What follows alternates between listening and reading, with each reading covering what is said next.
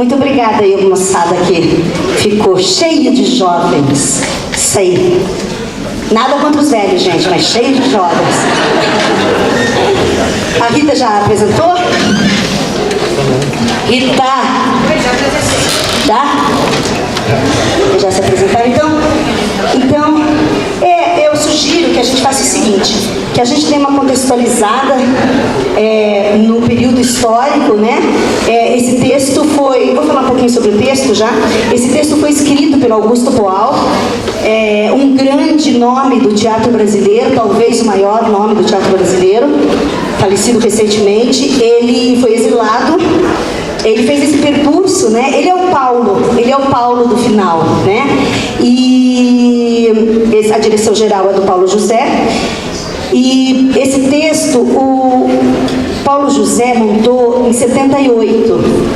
E em 2010, o Espaço Cênico ganhou um edital da Funarte de montagem e eu convidei o Paulo José para dirigir novamente esse espetáculo e ele, graças aos céus, topou e a gente está aqui fazendo esse espetáculo e a ideia é sempre convidar, como eu falei antes, convidar alguém para compartilhar a experiência, o seu conhecimento sobre esse período histórico. Então, eu sugiro que a gente tenha uma fala de 10 minutos cada um, situando, né, historicamente. E no cronômetro nada. Alguém cronometra aí, gente? Que eu tô sem celular, acabou a bateria. E depois mais 10 minutos de compartilhamento da vivência, né? Quem é quem? Eu sou o professor Ariel. Tá, você que vai contextualizar então, é isso? Pode ser. Isso, né? E depois você dá o teu relato e depois a gente abre para o público. Eu sou Francisco Carbone, sou jornalista, mas antes disso, obviamente, quando criança, eu vivi na fronteira, né, onde aconteceram alguns episódios. Ótimo, então, vamos lá. Boa noite. Antes de mais nada, gostaria de agradecer o convite feito para poder compartilhar aqui um pouco dessa parte mais histórica do processo, do período que a história oficial, pelo menos, convencionou de chamar Guerra Fria, o período da Guerra Fria, que vem desde o final da Segunda Guerra, e no caso brasileiro até 1984, 85, mais ou menos. E é importante fazer uma ligação com a peça, né, eu acho, que as luzes aqui utilizadas, a iluminação, os textos, as falas, a representação, enfim, tudo que cada personagem aqui representou é possível linkar com um acontecimento histórico. Quer dizer, o pessoal que foi para o exílio, que sofreu muito, e é possível perceber nesse exílio também várias cores ideológicas, né? A gente tem um personagem que não está nem aí, que só quer festa, tem o que está mais preocupado, tem aquele que é mais, entre aspas, de esquerda, mais comprometido com a esquerda, tem aquele que é conservador. Enfim, nós temos na peça, eu achei muito interessante, muito importante, porque ela mostra essa coloração de várias matizes ideológicas.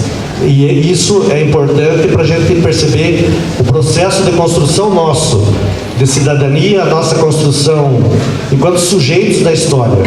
Eu sempre costumo dizer, nas primeiras aulas de história, que para o ensino da história, nós temos muitas concepções, muito ponto de vista.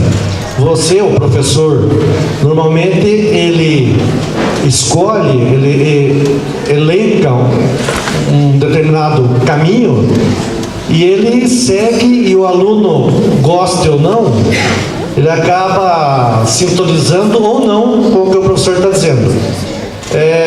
Deixando mais claro, é uma concepção muito conservadora, que é a que mais ainda trabalha nos imaginários das escolas.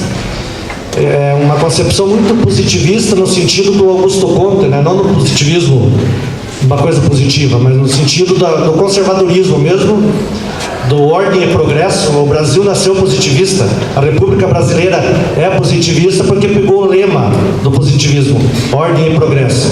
Isto é, se você quer progresso, mantenha a ordem, obedeça o Estado. O Estado, o governo, sabe o que é bom para você, senão você não vai atingir progresso. Isso está nas entrelinhas, né? Então, essa é uma concepção que diz assim: quem faz a história são os homens mais importantes. Uma concepção elitista. Os grandes homens fazem a história. De tão conservadora que nem das mulheres fala. É o homem que faz a história, não são as mulheres. Em contrapartida, nós temos uma concepção marxista, que a gente pode chamar de materialismo histórico, que afirma o contrário. Não, todos nós fazemos história. Então é preciso dizer isso para contextualizar. E hoje, que está uma terceira concepção que está muito em voga hoje, talvez a gente perceba muito claramente, é a chamada teoria da conspiração. É só pegar o que está acontecendo no Brasil hoje e, guardadas as proporções, nós temos um golpe civil, nós temos um golpe dado novamente pelas elites, como foi em 64. Então, o que é isso? Para mim é uma sorte da conspiração. Você vende o país, você deixa o povo sem ação, sem reação, para você manter, por exemplo, um mandato ilegítimo. Então, isso para mim é uma concepção de conspiração mesmo. Muito bem. No sentido, então, da peça, a gente já pega o grupo viajando, né? O grupo já saiu, já foi expulso do país e pelo jeito foram para o Chile. E no Chile, quando a gente diz o golpe no Brasil de 64 ou 84, ele se inscreve num processo maior de mundo e de América Latina, em que todos os países vão viver golpes militares. E todos os países fazem parte da política externa dos Estados Unidos. Desde aquele período, desde o fim da Guerra Fria, já muito antes, nós temos outros episódios de interferência da América do Norte aqui nas nossas questões. Mas isso fica muito mais patente a partir da Segunda Guerra. Então, o que eu estou querendo dizer? O Chile vai viver o mesmo processo, não de 64, mas de 73. Em 1973, o Pinochet dá um golpe, derruba o Salvador Allende, que era o presidente escolhido pela população. E eles vão pegar esse período lá. Um período de muita tristeza, de muita tortura. Eu observava muitas pessoas rindo num momento que talvez fosse muito triste. No momento em que a gente percebe que um dos personagens é o que mais sente na carne e na mente o processo da tortura, que ele viu, que ele viveu.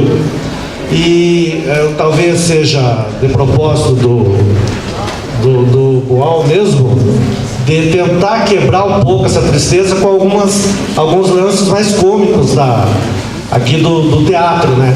Mas de qualquer forma, eu não consegui rir muito. Eu ficava imaginando as situações, né, daquele período. E os jovens que ainda não tiveram oportunidade de estudar esse período da história do Brasil e da história da América Latina, eu recomendo que estudem para você perceber o processo, não só do sofrimento, da tortura, das perseguições políticas, mas o que sobrou daquele período para que a gente tenha ainda tanto medo hoje de reagir, de fazer as coisas. Então, é bom pensar nessa construção desse imaginário do medo, que no caso brasileiro não é só de 64. Já vem de golpes e de golpes. Um dos primeiros golpes que nós sofremos aqui no continente foi a gente ter transformado o Brasil, antes de uma nação, transformado ele no Estado. Primeiro veio o Estado para cá, o Estado português, para depois a gente pensar em construir a nação. Então a gente começa com os cavalos atrás da carroça. E isso é um problema sério que a gente não percebe, mas é um problema sério na constituição e na construção da nossa identidade. Por isso, talvez, alguns comportamentos hoje, é necessário ter o parâmetro anterior. Nós somos herdeiros de coisas muito antigas, né? E nesse contexto, nesse processo todo, então a América Latina acabou sendo vítima. E, no caso do Chile, talvez a tortura foi muito mais contundente. Para quem assiste, por exemplo, Missing, Para quem assiste Chove sobre Santiago, inclusive a música de fundo remete muito ao filme do Missing, né? Aquela música muito triste, muito sofrida, né? Enfim, no fundo eu quero dizer o quê?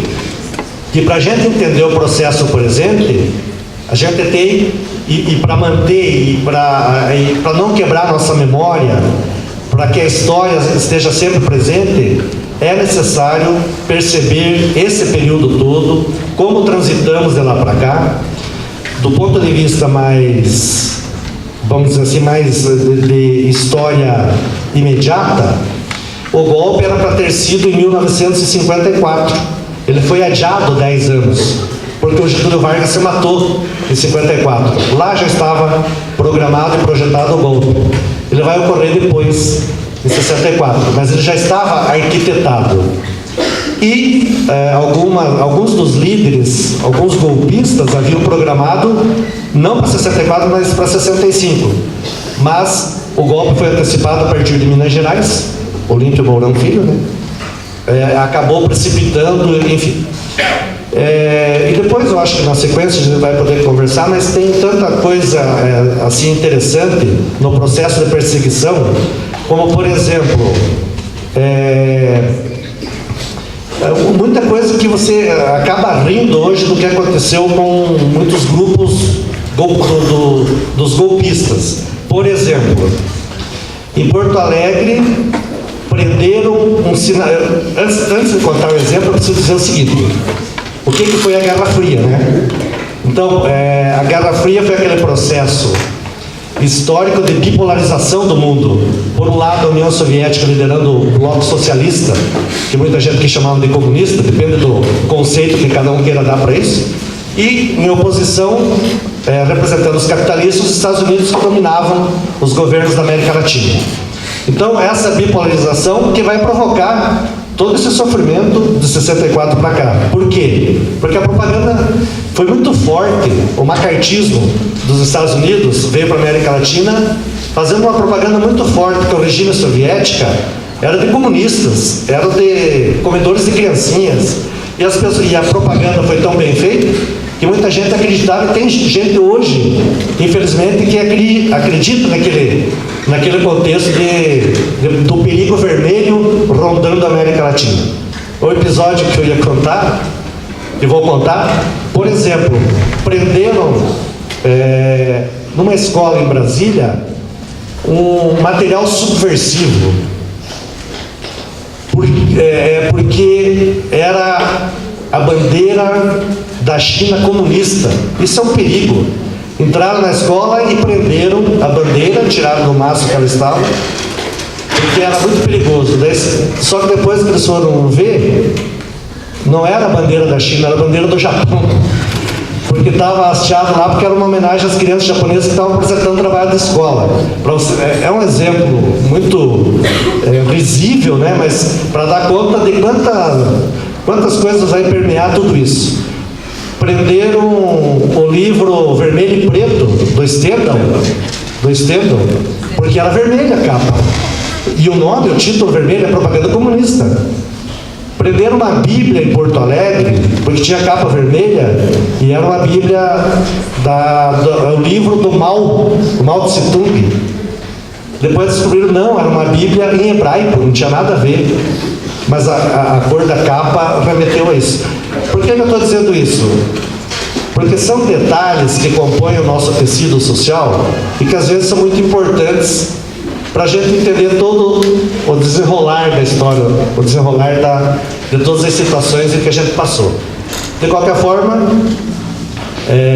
eu quero afirmar aqui que eu desejo, e muita gente que eu considero gente de bem deseja, que jamais retornemos àquele processo de perseguição política e não deixar as pessoas falarem, não deixarem as pessoas se manifestarem. As 5.000 pessoas que o Paulo foi fazer o discurso, elas foram impedidas de alguma forma. Por quê? Porque a censura... Por que vocês entraram de olhos vendados, né? no palco? Em outro momento vocês vendo novamente... Isso remete a múltiplas interpretações. Mas eu estou querendo dizer aqui que tudo que foi representado aqui, as falas, os textos, os trejeitos, é um personagem da história brasileira e da história que foi perseguida. Então vocês vejam que não se exilaram do país só pessoas de esquerda. Tinha pessoas casadas, ricas, que deixou os vestidos e deixou tudo mais para trás, e as boutiques, e foi obrigada a acompanhar o marido. Então essa questão da mordaça da ditadura no país, ela acaba pegando todo mundo, não necessariamente só aqueles que contestavam, não só os, entre aspas, de esquerda, né? Não só os comunistas. Então é um processo que a gente precisa estudar para que não volte, que não se repita nunca mais. Para que não se esqueça, para que nunca mais aconteça.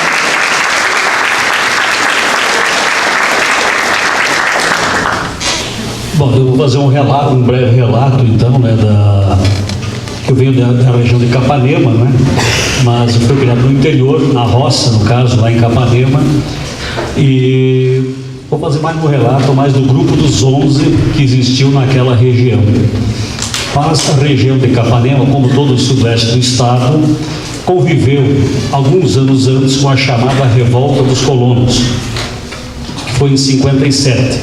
E logo após acontece esse episódio, né, do golpe civil-militar, que alguns historiadores também insistem em chamar, que não foi somente um golpe militar, mas um golpe civil-militar, que foi gestado também, junto com civis e, obviamente, militares. Então, daí o nome também, golpe civil-militar. Ainda em 64, o escritor e jornalista Luísio Palmar, que é de Foz do Iguaçu, e que participou também como um dos resistentes, né, a este episódio, e foi inclusive exilado e preso, relata que o coronel Jefferson Cardim, com o seu grupo de militares, juntamente liderados também pelo sargento Onofre, teriam formado praticamente, poderia dizer, a primeira guerrilha no país, que foi logo após o ocorrido episódio de março, né, no Rio Grande do Sul, em Ijuí, Santa Rosa, em algumas cidades do Rio Grande do Sul. Eles se reúnem, né, não vou procurar acelerar, se reúnem e formam um grupo de militares com o intuito de vir para o Paraná. E eles chegaram a fazer isso, né? E vêm para o Paraná em março de 65, com a intenção, segundo relatos também, eu era criança na época, nasci em 53, então eu tinha 11 anos de idade, mas eu ouvia pelo menos essas histórias, em que ele veio para o Paraná com a intenção de matar Castelo Branco, que inaugurou, né, a ponte da amizade, né, que você esteve por lá, você estava lá, né, mas não fez parte. Que com a intenção de matar o Castelo Branco, que era o então presidente da época, e que foram detidos, né? Primeiramente, que segundo até, eu lembro até de um episódio que eu estava em casa à noite, né, juntamente com o meu pai, e nós ouvimos pelo rádio, né, que era o correspondente Renner, dizia que o coronel Jefferson, juntamente com o seu grupo, estava próximo a Capanema. E aí nós aquela noite, meu pai queria furar uma abelha, tirar mel, acho que entende mais fácil aí, né? Juntamente com o vizinho. Aí nós ouvimos o rádio, né? E na sequência aí fomos lá para um mato lá, né? Furar essa dita abelheira, tirar o mel, no caso, né? E aí a gente ouviu essa notícia. Aí no outro dia, né? Aí eu fui para a escola, né? Que a escola ficava a 4 quilômetros, né? Na cidade, no caso. Aí o pessoal comentava lá, né? Estava comentando o que havia ocorrido, né? Que o coronel Jefferson, juntamente com o seu grupo, né, havia sido numa espera em Capitão Leão. Na época não era Capitão Leão das Marques, né? Era um outro nome que dava-se ali, que era próximo também a Capanema, só que do outro lado do rio, né? no Rio Iguaçu, eles acabaram com uma espera lá na tocaia. Alguns dizem que era um confronto, né? Acabou morrendo ali alguns, tanto o sargento e outros também acabaram fugindo e foram mortos posteriormente. Aí, segundo o próprio jornalista Luísio Palmar, em um dos seus livros, ele questiona aonde enterraram os nossos mortos, que poderia ter ocorrido no Parque Nacional, que fica próximo também a Capanema. Quem conhece um pouco de geografia sabe, né? Enfim, logo após também esse episódio, em Capanema e como em vários na região sul, né, criaram-se o Grupo dos 11.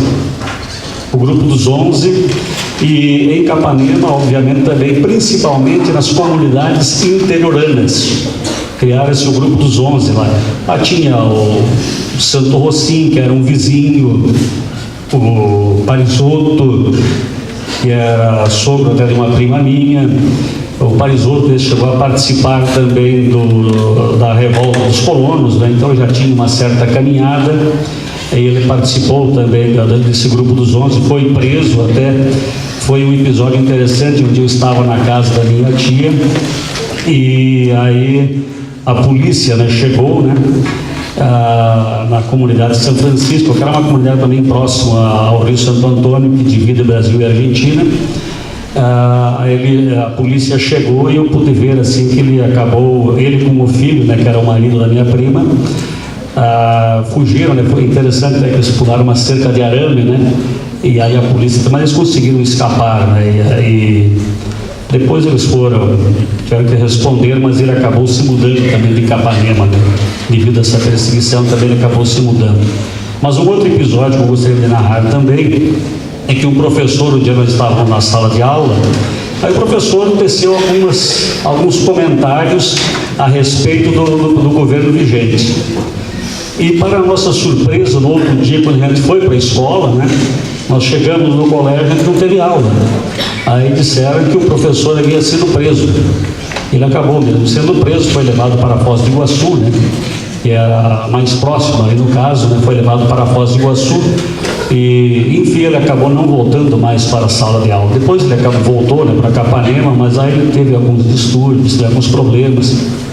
Deve ter sido torturado, obviamente, deve ter sido torturado. E o interessante é que a própria família também procurou sempre esconder isso.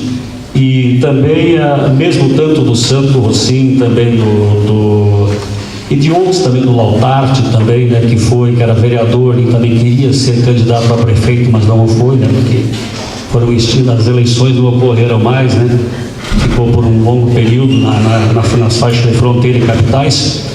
E que essas pessoas, muitos, acabaram tendo que se mudar, inclusive, da cidade, ali do município, no caso, já que a maioria atuava no campo, ou seja, na agricultura, eram pequenos agricultores, né, que quem conhece a região sudoeste sabe que principalmente Capanema e outros ali são pequenas propriedades, né, não é como na nossa região aqui, né, que são grandes propriedades. E aí isso facilitava também esse contato dos vizinhos, e era um próximo aí ao outro, no caso, né? Então isso facilitava e criou-se então esse Grupo dos 11, que seria, segundo comentava-se na época também, que foi uma ideia de Brizola, no caso. E aí se implantou isso principalmente no sul aí do Brasil, né? Em várias cidades, não sei se aqui em Guarapuava teve também, né? O Grupo dos 11. Não teve, mas acho que era mais na região sudoeste, que foi colonizada por gaúchos, né? Então é que teve esse chamado. Talvez seja isso, e que acabaram se criando esses grupos, e também que, obviamente, depois acabaram também sendo extintos, é claro. Mas na região sudoeste, também eu gostaria só para complementar, um fato interessante também é que em algumas cidades nós tivemos assim a presença dos padres belgas, que ajudaram e contribuíram também para dar uma organização, no sentido de organização também, principalmente nas comunidades interioranas. quer na formação de sindicatos, mesmo de cooperativa, a própria Assessoar também, não sei se tem alguém aqui de Francisco Beltrão, que foi criada a Assessoar também com o apoio e até os próprios esses padres também que buscaram recursos também na Europa e contribuíram assim e daí podemos dizer até que algumas lideranças, né, que saíram também dos agricultores. Eu posso citar até o Pedro Tonelli, que hoje é suplente de senador, né, que foi o primeiro deputado trabalhador rural, né, da agricultura, e que depois foi também o primeiro deputado também agricultor, pelo menos no Paraná, né, deputado federal também, e que hoje é suplente de senador e voltou, né, a morar em Capanema, né, com uma pequena propriedade que ele tinha de 10 alqueires. O interessante é que ele deixou a Assembleia Legislativa, ele voltou para Capanema com a mesma belina que ele foi para Curitiba, quando ele se elegeu deputado. E continuou com os mesmos 10 alqueires de terra na comunidade de São Pedro. E furando a abelha, isso mesmo. E furando a abelha. Mas ele vem também desses movimentos também da igreja. Ele também era originário também desses movimentos da igreja. E eu acho que esses contribuiu muito. Eu lembro muito bem, né, os jovens, já em 68, 69, no meio rural principalmente, né, discutia-se muito, desde a questão até da atuação dos meios de comunicação, naquele período também a gente conseguia discutir isso.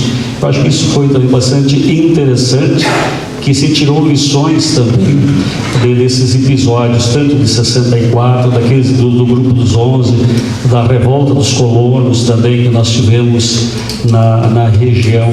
Enfim, eu acho que são situações, né, que eu pude presenciar assim um pouco talvez à distância, ou mesmo próximo, no caso do professor, e também de alguns vizinhos, né, que a gente conhecia na época. Então, a ideia, gente, é isso, assim, ter um testemunho, né, de alguém que viveu, para que a gente conte essa história, porque essa história precisa ser contada por quem viveu, por quem estudou, enfim, para que ela não fique num lugar guardado, escondido, né? E o Brasil, só para lembrar que o Brasil continua réu na Corte Internacional dos Direitos Humanos pelos crimes cometidos na ditadura. O Brasil é réu na Corte Internacional. A gente podia abrir, né, para o público. Acho que eu fico aqui, né, com o microfone. É réu porque a anistia também liberou os torturadores. A anistia liberou todo mundo, né? A anistia fez com que os exilados voltassem, e os exilados batalharam por isso, porque era uma possibilidade de volta, mas a anistia também inocenta, né, os dois lados. Na verdade, a anistia foi uma ação do governo para perdoar o próprio governo que devia. Por isso ele é réu. Por isso ele é réu, também é réu. É réu porque matou, mutilou, né, pelos crimes cometidos no Araguaia, né, por isso, mandou matar, né, mandou sumir, mandou desaparecer. Gente, quem quer? Ali.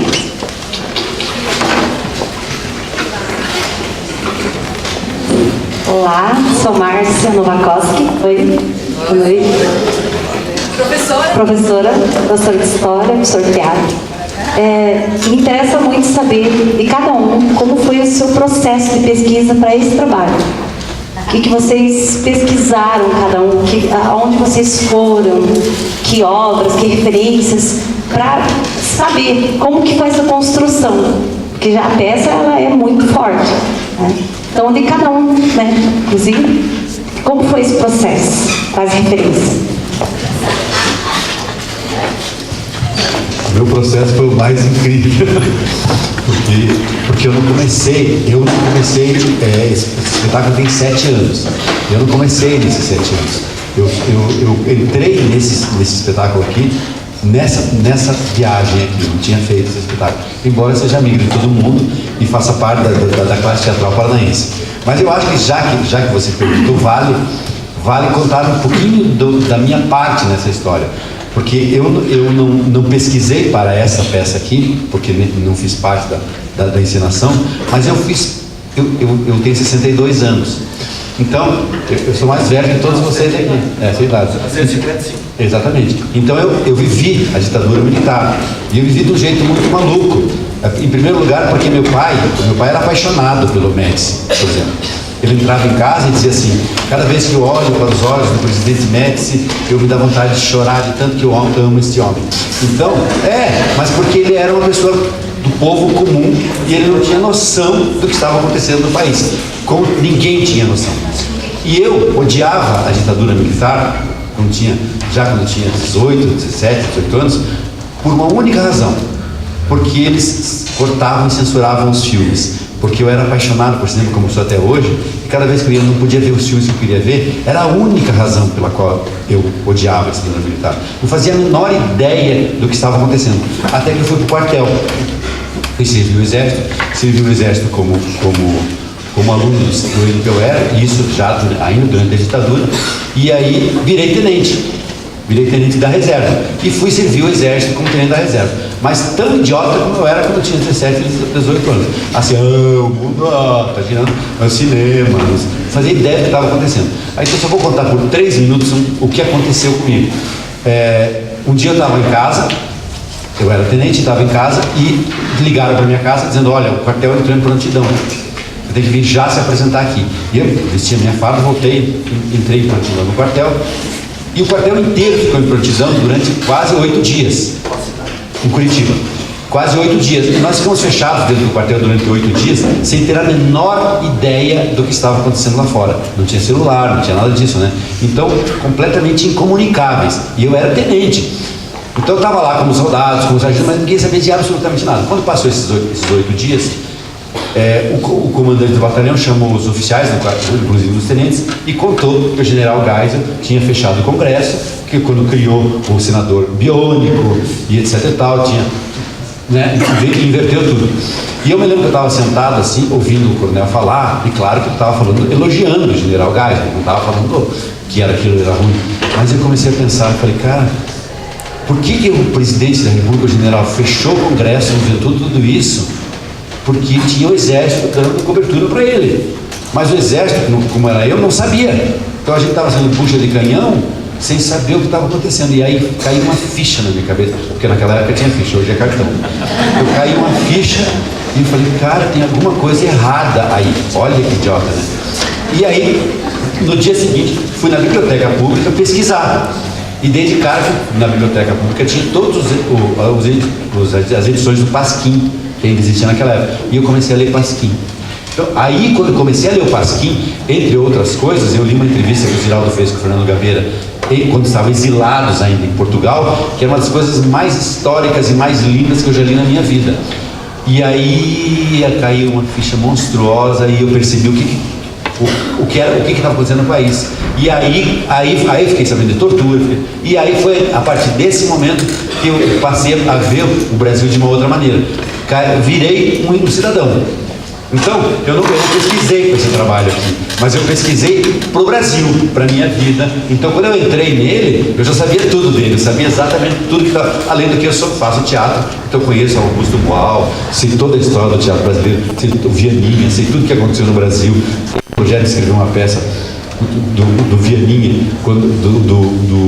do Rádio Coração, que ele não pôde montar. Então, eu faço parte dessa história.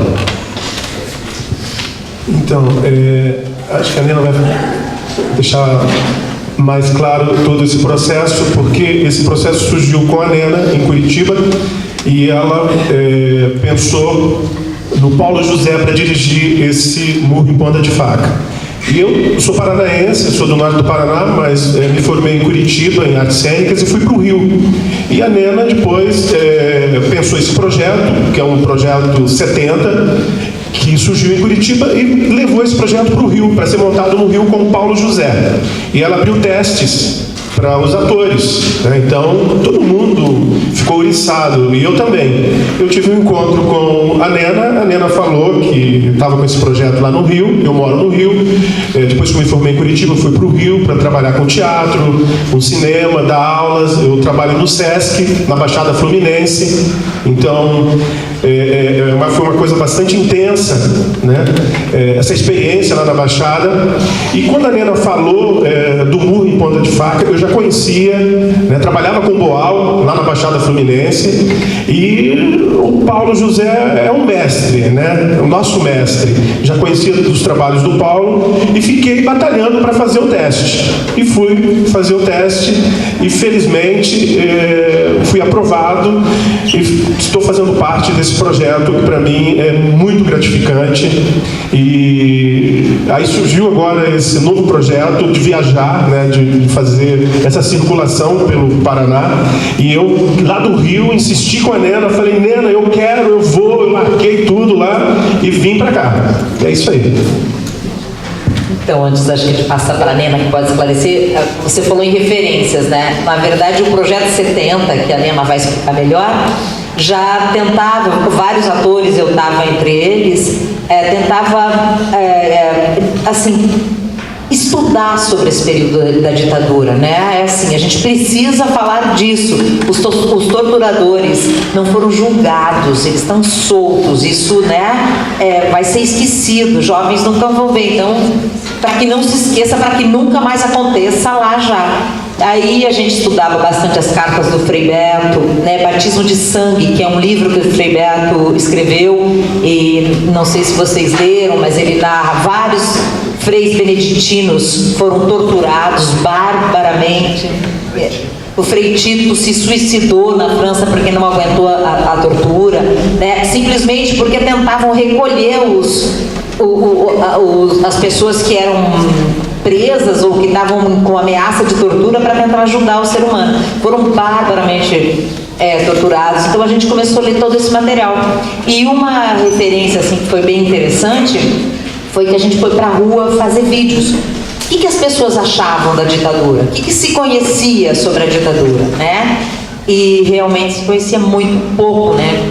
Tivemos professor da universidade que a gente fazia assim, pergunta, só palavras assim soltas. Então, o que é AI-5, né? Não sabiam, não tinham ideia do que era o ato institucional número 5, que instituiu regras duríssimas no Brasil, professores da universidade. Aí a gente começou e várias obras de teatro foram lidas, e uma das que foi lida foi Murro em Ponta de Faca.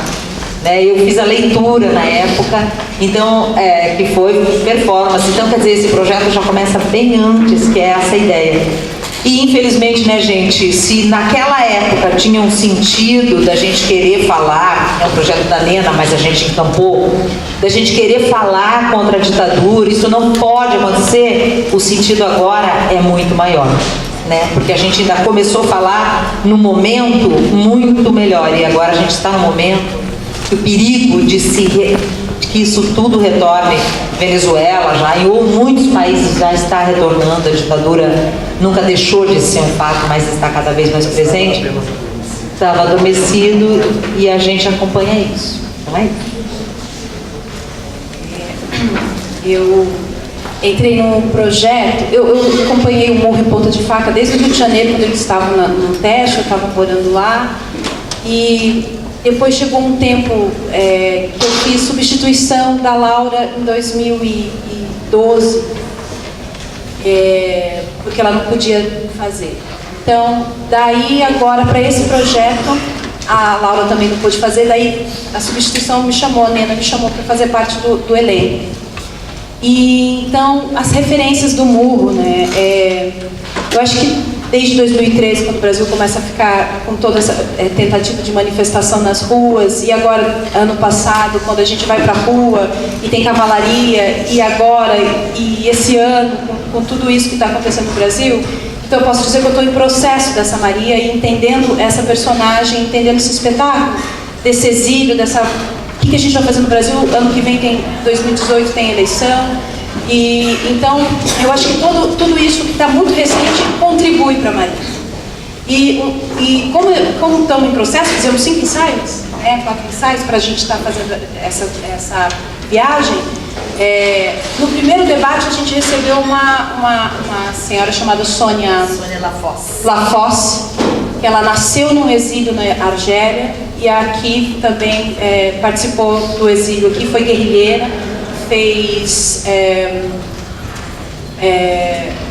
sequestrou 3 embaixadores, tinha vários nomes, conseguiu sair por Uruguaiana para ir para o Chile. Fez todo esse trajeto. Antes de ser torturada. Mas ela falava sobre essa tortura, falava que as pessoas ficavam sem mãos. E é uma coisa que o Bueno falou, que não saía nos jornais. As notícias não estavam lá, ninguém sabia o que estava acontecendo realmente. Então, e esse medo que a gente tem hoje de ir para a rua, acho que tudo isso é material. Então, para estar em cena agora falando de uma peça de 60 quanto? Do Murro? Década de 74, 78 estreou. E o Paulo José que Foi exigido em 74. 74. Em Buenos Aires. Então, para falar dessa peça que ele escreveu sobre esse momento, a gente está atualizadíssimo. Está tudo acontecendo o tempo inteiro e tudo isso é material também. Bom, tecnicamente eu li muita coisa sobre ditadura militar, aquela série lá, como é que é, a ditadura, como é que é daquela série, ditadura... Hélio Gaspari, todos aqueles livros do Hélio Gaspari, que é uma enciclopédia, né? Eu li tudo do Enfio, li tudo do Boal, eu li, né? Porque eu sou de 60.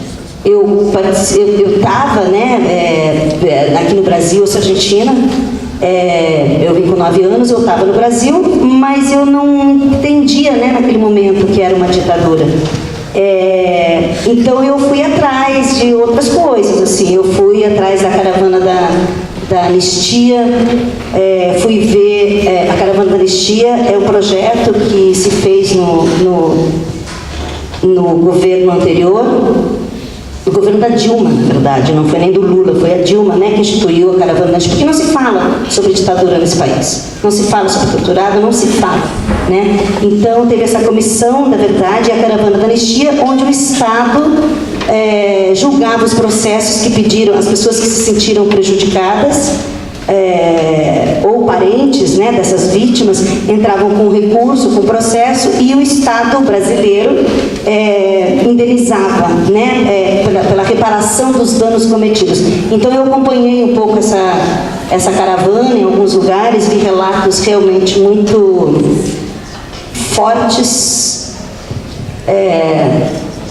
de quase todos eles, nenhuma pessoa que testemunhou e que falou com voz clara, sempre em algum momento a voz embargava, porque sofreram, né, tá lá chipado, né, no corpo. Então fora a leitura, eu acompanhei a caravana da anistia. Acho que é isso, né? Eu vim em 69. Fui morar no interior do Paraná. Mas eu já era meio esquerdinha, assim, eu acho, sabe? Sem saber. Porque eu via coisas assim não me interessava pelo outro lado, sabe? Então acho que mas eu demorei um tempo para entender, depois, porque não se fala, né? Não se falou, a gente não sabia que a gente estava no meio de uma ditadura, né? Enfim, mas agora, gente, a gente sabe, né? De uma ditadura e de um golpe branco. Gabriel. Gente, só uma coisinha. Desse elenco original, a gente tem 3 pessoas, que é o Abílio, o Gabriel e eu, e 3 pessoas, que é o Edson Bueno, a Raquel e a Patrícia, que não participaram do elenco original lá que ensaiou no Rio de Janeiro. Só para vocês se situarem, tá? Para falar de referências, né? Não tem nenhuma, não. Não, a gente tinha trabalhado com a Nena num espetáculo chamado Enfio já, em cima das cartas que o Enfio escrevia para a mãe, metendo pau no governo, na ditadura e tudo, e daí meio que passava porque era carta para a mãe, então tudo bem.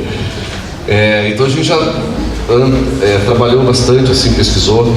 Mas eu acho que quando a gente fez essa peça, a Nena Louca, acho que eu vou convidar Paulo José, acho que vocês imaginam, troço bizarro. E daí ela foi, cara, a Nena é guerreira, um troço absurdo. E daí ela conseguiu, tá, enfim, mas daí a gente teve que ir, eu já estava lá no Rio fazendo, me fudendo lá. Desculpa, velho. Especializando, fazendo um curso. Não, mas eu tava lá fazendo outra coisa, tava, cara, sem grana, e daí assim, foram fazendo vários testes. Fazendo programa. Daí o Cid. Só que eu moqueca dele. E daí o Cid e a Laura também foram pra lá, e a Nena, eu vi, a Érica já tinha cara, mas a gente tava um pouco exilado, assim, também lá, assim. A gente tava meio que. Eu não tinha grana, né? Meio lá, assim, porque. E foi bem difícil, porque a gente tinha que ir lá no Paulo José ensaiar, que era uma delícia e tal, mas eu tava sem nada, sem família, assim. E eu fui Celeste do Bento. E eu não fui atrás do Paulo ou do álbum, ou pessoa, ou coisa assim, não fiz nada disso. Me coloquei na situação ali. E deixar o personagem humano. Por isso que eu acho que tem esses momentos de piada, porque quando a gente tá triste ou bravo, a gente fala uma merda, daí a pessoa ri, daí você retruca. E se a gente não deixar esse humano, ele não comunica. Assim. Então acho que a minha busca foi transformar esse Paulo e a relação do Paulo com os outros personagens. Não sei se eu estou emocionado. Os outros personagens humanos, né, assim, reais, verdadeiros. E a gente foi meio uma família lá, assim. A Nena é minha mãe, minha irmã, minha tia. E a gente se ajudando, o Abílio também, ele estava meio que sem fazer nada, bêbado. Então foi uma experiência muito incrível, assim. O Paulo José deixou a gente, ele abraçou a gente, assim, né? Passou por isso, ele abraçou e deixou a gente confiante. E a gente fez muita merda durante os ensaios, né? Brigava com a gente. Mas ele estava ali cuidando da gente, assim. Eu acho que por isso que... Mano, enfim. Obrigado por tudo. Tem muitos filmes que quem tem interesse pode assistir para saber mais sobre a época, mas tem um especificamente que fala muito bem daquilo que o senhor falou. O senhor não, 62 anos, você falou sobre a interferência evidente e clara dos Estados Unidos na ditadura, não só do Brasil, como da América Latina, que é o estado de sítio do Costa Gavras, onde ele colocou o cara aqui que veio ensinar o exército brasileiro a torturar, onde ele veio ensinar todas as técnicas de tortura, como tudo. Então, esse filme é importantíssimo. E eu recomendo, eu acho que todo mundo devia assistir. Vamos procurar esse filme, não cometam o crime até de baixar, se for o caso, né? Mas assistam esse filme, chama-se... Mas aquele é um filme bem recente brasileiro, né? Mas o estado de sítio do Costa Gavras fala exatamente da interferência. Então deixa eu pegar o gancho aqui em relação aos filmes. Então eu falei antes, para quem ainda não assistiu, por favor assista, Desaparecido, um Grande Mistério. Costa Gavras também, estrelado pelo Jack Lemmon. E acontece no Chile. E é muito próximo de um fato real mesmo. Eu perguntei para a Nena que ano que ela veio da Argentina. 32, né? 32. Então ela conseguiu escapar da ditadura do Jorge Videla e de outros personagens lá, inclusive que vão propor depois para desviar a atenção do público a Guerra das Malvinas, né? Mas a ditadura na Argentina, não sei se também dá para equiparar, né? Mas foi uma das mais terríveis da América. Tanto que o Videla mexeu nos bastidores e fez a seleção de futebol da Argentina ganhar a Copa de 78 para ver se o povo se acomodava, porque o povo não aguentava mais ditadura, né? Tanto que o Brasil era um favorito, inclusive naquela época, mas o Peru, a seleção do Peru precisava perder de 6-0 para a Argentina e perdeu de 6-0, não por acaso, mas enfim. Eu estou contando isso, Nena, só para também pontuar por onde que a ditadura tem que andar para poder acalmar os ânimos, né, como o Brasil, 80 milhões em ação, para frente Brasil, salve a seleção. 80 milhões em 1970 era a população brasileira, né? E os meios de comunicação, de modo geral, abraçaram a ditadura. Eu acho que só o jornal Zero Hora, que daí foi fechado, foi incendiado e tudo mais, porque não abraçou. Mas os demais todos, né? Então a propaganda foi muito forte. Muitas músicas, no mundo artístico, né? Muitas músicas, chamadas músicas políticas na época, remetem a contar essa história, né? Enfim, e eu lembrei de um personagem, quando você disse que não sabia mais teu nome, eu esqueci o meu nome, eu não sei. Eu lembrei do Geraldo Vandré, eu não sei se é verdadeira a história. O Geraldo Vandré é o compositor daquela música Caminhando e Seguindo a Canção. Isso, para não dizer que eu não falei das flores. E depois eu soube que ele foi preso, torturado e nunca mais quis compor nada. E diz que vive hoje esquecido, sem nome, em Ribeirão Preto, São Paulo. Então, em compensação, muitos outros se deram bem no exílio. Há que se lembrar disso, né? O José Serra se deu bem no exílio. Veio e virou um direitão, né? O Fernando Henrique Cardoso conseguiu lá no Chile, aliás, aquela tese dele acerca da teoria do subdesenvolvimento da América Latina, que é a tese de doutorado do Fernando Henrique, na verdade, ele é coautor. A ideia principal é de um chileno, esqueci o nome do chileno agora, mas ele se deu bem, porque voltou com o título de doutor e acabou atingindo os louros, os píncaros da política, e deu no que deu, né? Mas enfim, tudo isso gira em torno, por isso que é importante sempre a contextualização, né? E a América Latina então foi vítima. A Nena deve ter assistido a História Oficial, o filme argentino, né? História Oficial é o nome do filme, que também conta esse período duro da Argentina, né? Que até hoje tem ainda o episódio das Mães da Praça de Maio. Então vejam, são quantos episódios para a gente remeter para deixar viva essa história. A gente costuma dizer que a história é um profeta com os olhos voltados para trás, né, Jorge? Nós falamos ontem. Então a gente não pode jamais perder essa memória, essa identidade, ainda que aos trancos e barrancos.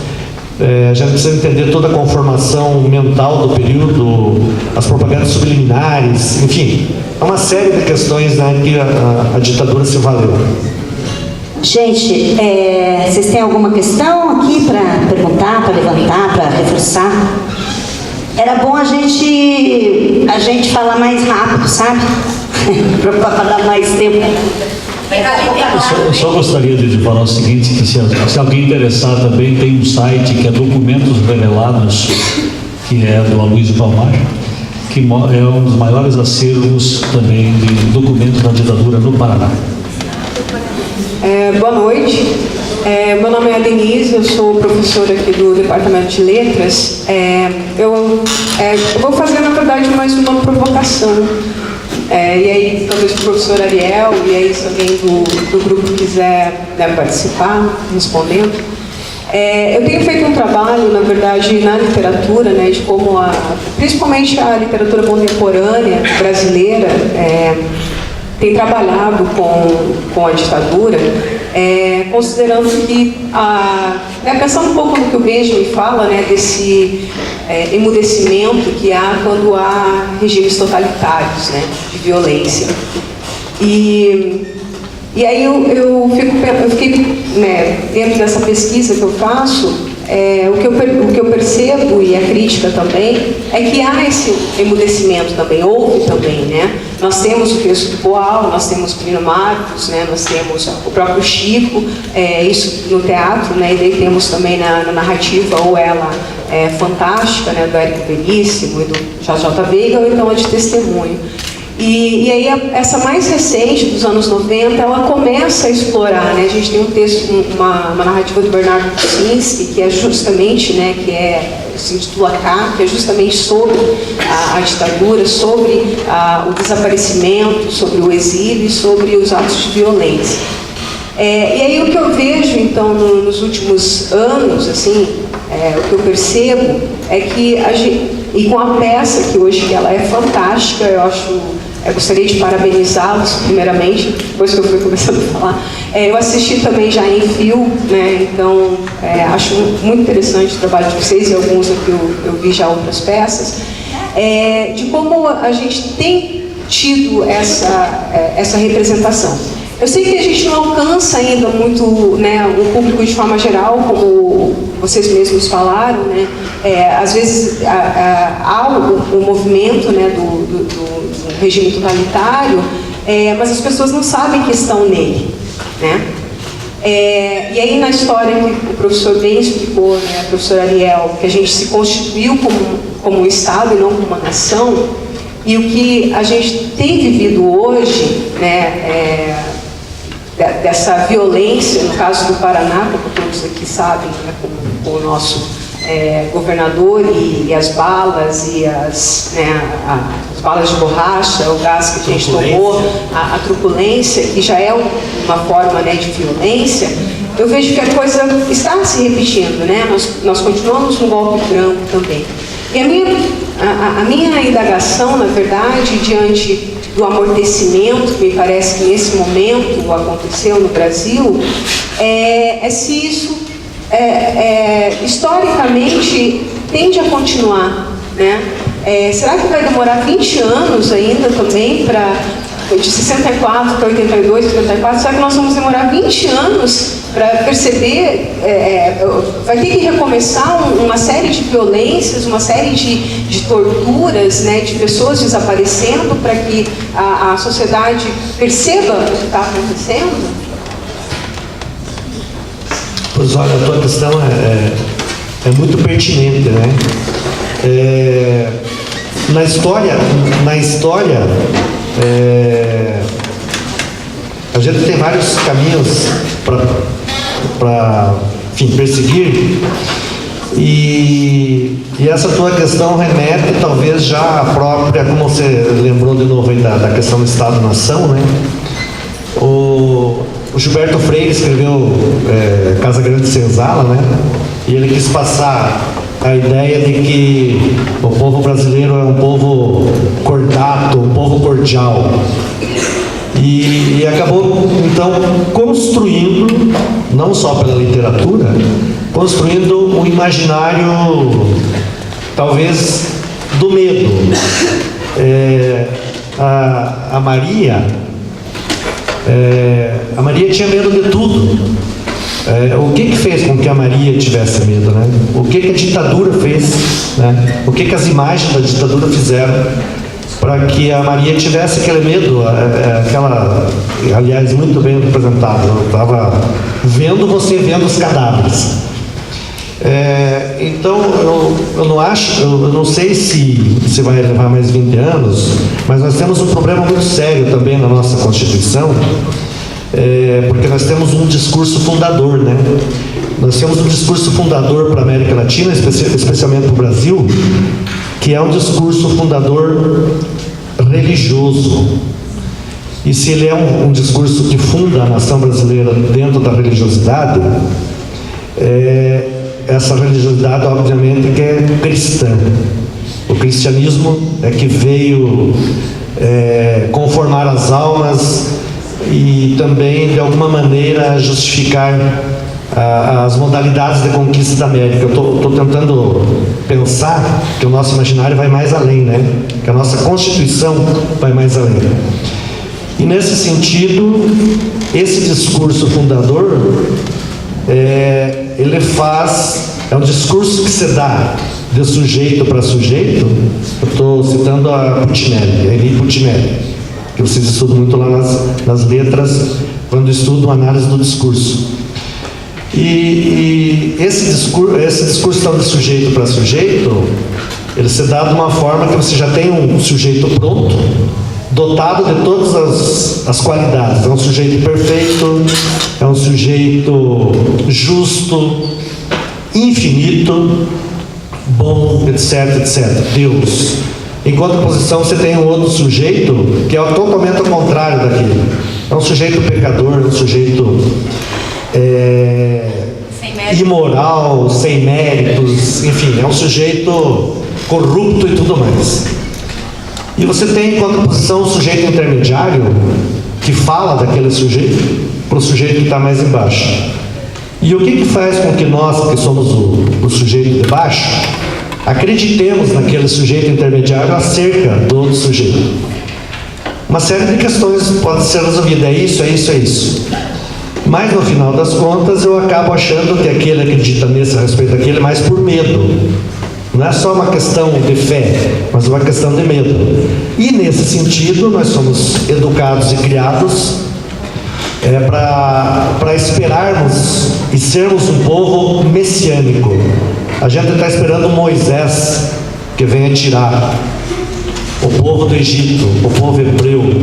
Nós somos muito messiânicos. A gente tende a acreditar no discurso salvador. E professor, também acho que a nossa história é anterior. Se a gente pensar sobre a história da nossa pátria, que já teve esse... dizimaram a população daqui. Quando você fala os índios estavam aqui, já existia a pátria, já existia o Brasil. Quando você fala da religiosidade, que religiosidade que é essa imposta hoje na nossa pátria? Não era essa a nossa religiosidade? Então, que marcas são essas? E como talvez nunca tenha acabado, talvez essa dizimou na ditadura, mas muito antes. A nossa história já é feita disso, que faz com que a gente tenha medo, baixa a cabeça. Então, como mudar? Eu acho que, de alguma forma, todas essas revoluções que acontecem na nossa sociedade fazem com que a gente acorde mais um pouquinho para alguma coisa. Eu acho que a nossa geração está um pouco mais mobilizada, mas ainda dá medo. Dá medo de ir para a rua, dá medo dos cavalos, dá medo de gritar, né? Dá medo de conversar. Então, como que rasgar esse medo, né? Não se calar, que eu acho que é o murro em ponta de faca, né? E só para concluir, eu já passo o microfone, porque alguém mais queira contribuir. Uma pergunta aqui, uma questão. Tá. Eu vou ser rápido aqui. O professor tem mania de ficar contextualizando.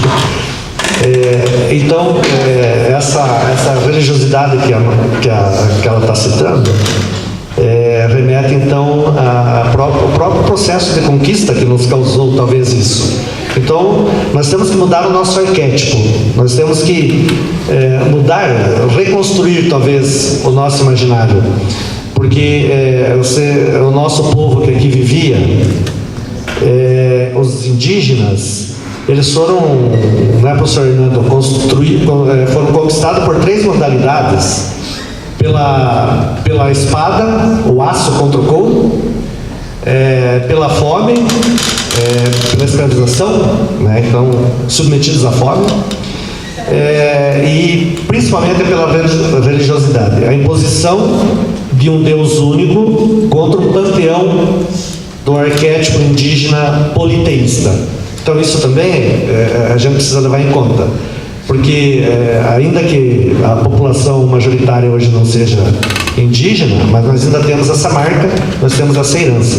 Então, eu nem sei se eu respondi, eu deixei com mais dúvida ainda, mas em outras palavras eu quero dizer que nós deixamos tudo isso acontecer muito certamente porque a gente ainda tem medo, nós ainda vivemos sob o signo do medo.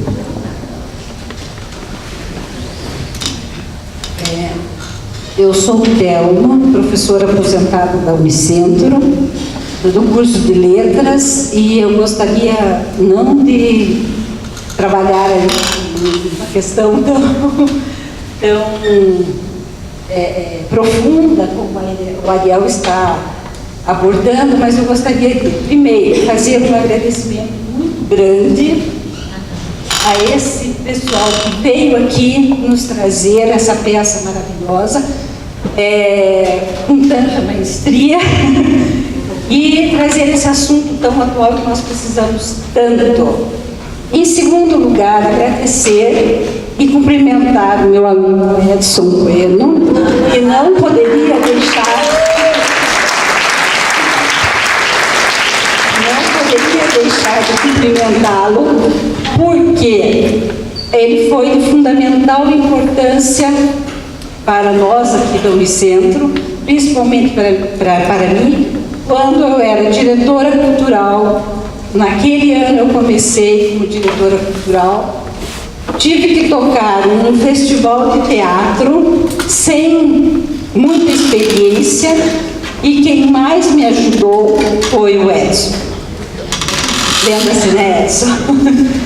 Então ele veio da oficina, ele nos ajudou muito, e sempre que a gente precisava de alguma coisa, a gente recorria ao Edson.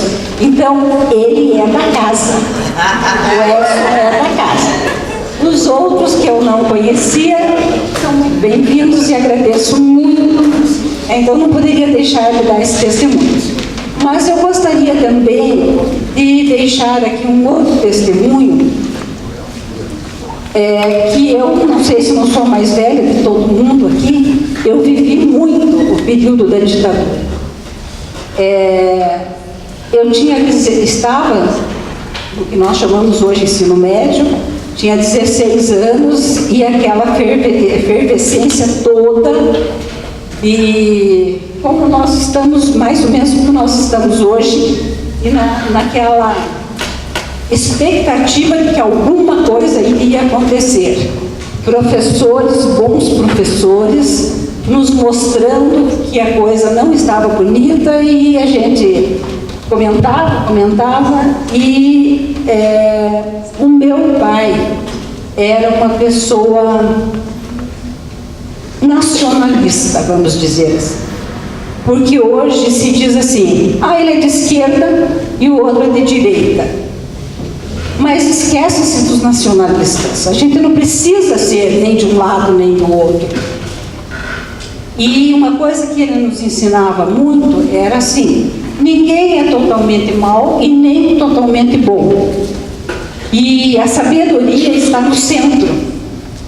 Você sempre tem que ler, você sempre tem que ouvir, você sempre tem que assistir, você sempre tem que procurar estar no centro. Nunca deve ser apaixonada por um lado, porque quando você tem muita paixão, você fica cega. E aí você não vê o que tem de errado do lado, nem do outro. E, por isso, ele lia muito, e naquele tempo, 62, 63 principalmente, né? A gente lia o quê? Jornais e revistas. E ele ia na banca de jornal e de revista e comprava os jornais de direita e os jornais de esquerda. E o fato de ele comprar, ler e depois comentar e falar para as pessoas, e ele ganhou uma prisão. Ele foi preso na época da ditadura. Eu tinha 16 para 17 anos. Aqui, professora? Não, numa cidade do interior do estado de São Paulo. Eu sou paranaense, mas por conta do trabalho dele, que ele era ferroviário, ele trabalhava numa cidadezinha ali da divisa Itararé. Estado de São Paulo, mas já divisa com o Paraná, né? Então, ele foi preso. Ele foi preso por quê? Porque ele comprava jornais de esquerda, mas de direita também. Só que ele foi denunciado. Era uma cidadezinha muito pequena, não tinha grande agitação de ditadura, de ditadura não, de esquerda, né? Eu lembro que tinha umas duas ou três pessoas que eram bem de esquerda, mas essas pessoas fugiram, né? E as esposas dessas pessoas eram amigas da minha mãe, porque minha mãe era costureira, então eu costurava para elas, era minha amiga. Isso colaborou também para que a gente fosse taxado de comunista, que não tinha nada a ver, né? E o meu pai foi preso, ficou um mês, Não sofremos tortura física nenhuma. Isso tenho que falar, porque realmente não. Meu pai era uma pessoa muito conhecida e muito benquista. Ele era amigo dos carcereiros, ele era amigo de todo mundo. Então, só que existia uma elite, né, que fez questão, exigiu que alguém fosse preso. Como que naquela cidade ninguém, né, seria? E ele e mais um sitiante foi preso. Ficou um mês, não se provou nada, né? A minha casa, eu estava lá, quando os soldados vieram, vasculharam a casa toda, realmente encontraram um jornal que se chamava O Semanário e levaram aquilo que era a prova de que meu pai era criminoso, né? Porque ele lia aquele jornal. Mas não levaram os outros jornais de direita que também existiam na casa. Isso me contaram, né? Então, o que nós sofremos? O que nós sofremos, né? Eu era discriminada na escola. Eu chegava, estava no segundo ano do ensino médio, eu chegava na escola, tinha uma turma que eu sentava para cá e eles corriam para lá, né? Porque eu era um perigo. Mas eram poucos, não eram muitos. E como a gente era muito conhecido na cidade, como todo mundo sabia que a gente não era perigoso, a gente continuou a nossa vida. O meu pai foi liberto com habeas corpus por um mês, mais ou menos. Logo depois, ele não sofreu tortura nenhuma, porque continuou assim bem quisto. Mas as pessoas que exigiram, que foram importantes, que tiveram o poder para exigir a prisão dele, eram dos mais corruptos e nunca conseguiram ser punidos, e um deles, o pior deles, o que foi mais carrasco, né, que tinha mais poder, ainda era pedófilo.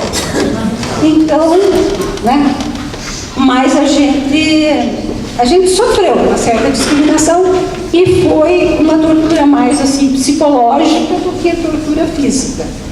Talvez se a gente morasse numa cidade grande, uma coisa assim, ou ele não seria preso, ou ele seria muito torturado. Aqui era uma cidadezinha muito pequena, de poucos habitantes, e a gente era muito conhecido, e as pessoas também conheciam os poderosos, então a gente não sofreu muito.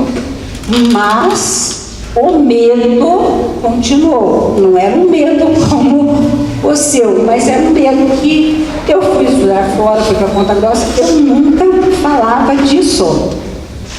É a primeira vez que eu estou falando isso em público. A Terezinha sabe que eu nunca vi,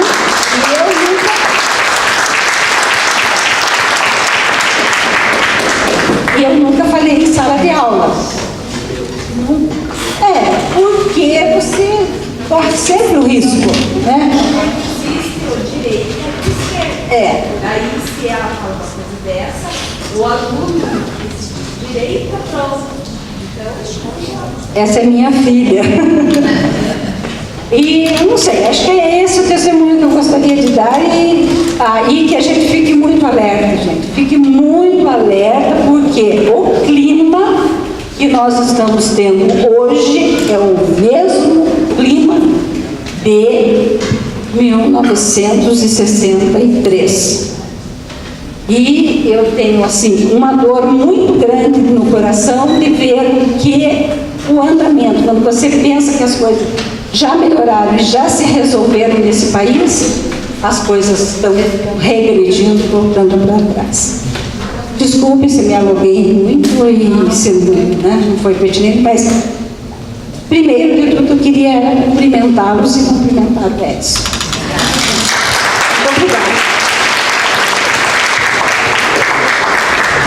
Acho que alguma questão, gente, para alguém quer? A gente vai ter que fechar daqui a pouco, porque a gente... Vamos ver quem vai falar então, Nena, daí já... ele e ela, tá? A gente levanta as questões das duas, né? E aí já encerra, tá bom? Eu quero falar o seguinte, o pior legado da ditadura militar foi acabar com as lideranças do país. O último líder que nós temos é o Lula. Acabou, não temos mais ninguém. Então, e o que está acontecendo agora no país novamente estão tentando se acabar com os novos líderes que estão surgindo. Então, muito cuidado. Acho que a professora foi muito feliz na fala dela. Então, a última questão.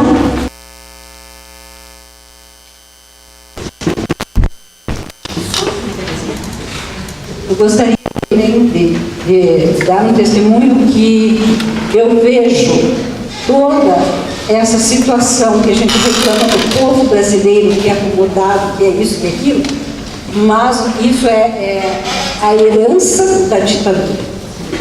Porque eu fui professora e eu não podia falar nada, eu não podia fazer muita coisa, eu tinha que fazer aquilo que era possível e não aquilo que a gente queria. Então, hoje nós estamos, são poucos os que estão aqui, e são poucos os alunos, e são poucas não alunos, as pessoas hoje que têm discernimento, que têm espírito crítico. Por quê? Porque leram, porque foram a ler. Porque a escola não pôde preparar pessoas críticas, pessoas que sabem discernir entre uma coisa e outra. Eu digo que eu sou responsável por essa situação, porque eu não pude ensinar o que eu deveria. Nós tínhamos os livros respondidos e tinha que ser aquilo ali. Então, nós não formamos cidadãos. A ditadura não permitiu que nós formássemos cidadãos críticos e líderes. Por essa razão, nós estamos sofrendo o que nós estamos sofrendo. E esse tipo de encontro é muito importante, vocês estão de parabéns, e vamos multiplicar o máximo possível isso. Desculpe. Boa noite, meu nome é Terezinha, sou professora também da rede estadual e assim quero dizer que eu amei a Anitta dos Pobres aqui. E que a peça é maravilhosa, mas ao mesmo tempo ela é muito assustadora. Por isso que a professora Thelma também fala aqui, eu tive o prazer de ser aluna da professora. E nas entrelinhas a gente lia a sua postura. Professora, aprendi muito com a senhora. Mas o quanto essa peça ela é do nosso dia a dia. Isso nos assusta. Porque ao ver o mal que a ditadura fez, a gente repudia isso.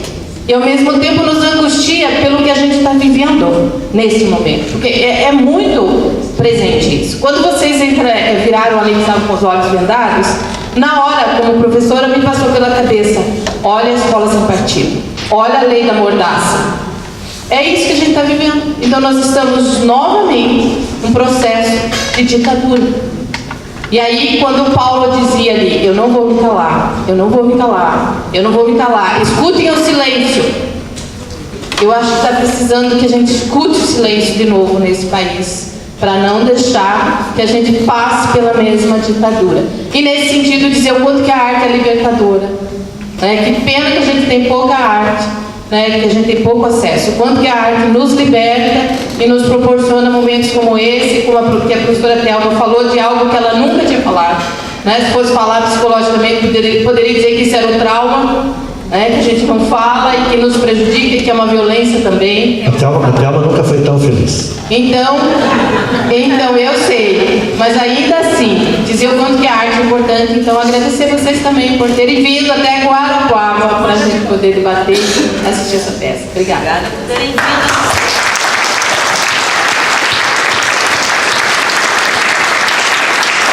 Bom, gente, depois dessa fechou.